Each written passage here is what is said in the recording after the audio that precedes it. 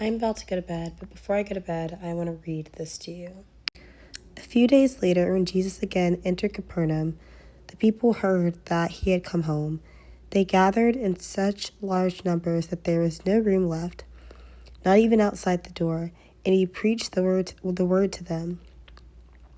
Some men came, bringing to him a paralyzed man, carried by four of them.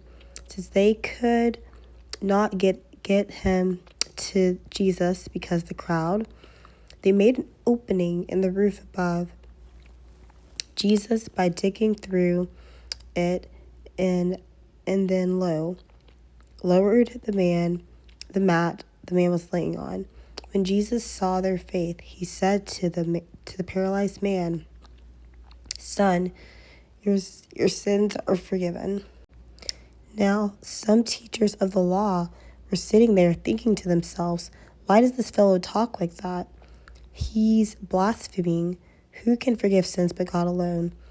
Immediately, Jesus knew in his spirit that this was what they were thinking in their hearts and said to them, "Why are you thinking these things?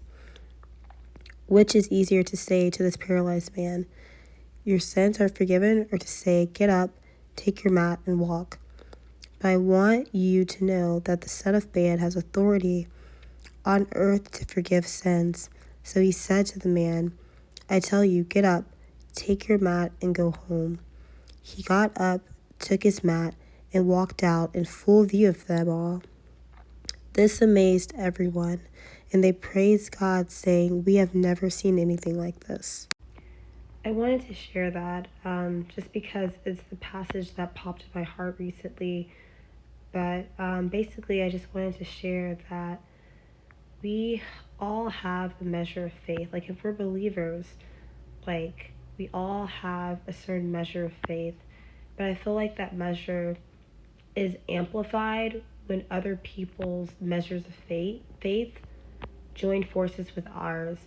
I feel like sometimes we go through different things in our life, and it feels like our faith alone is not enough. I know for me, I'm going through a situation right now, and it just feels like no matter how much faith I have, no matter how much I try to do it on my own, it just got to a point where the burden became just too heavy for me to carry in and of myself.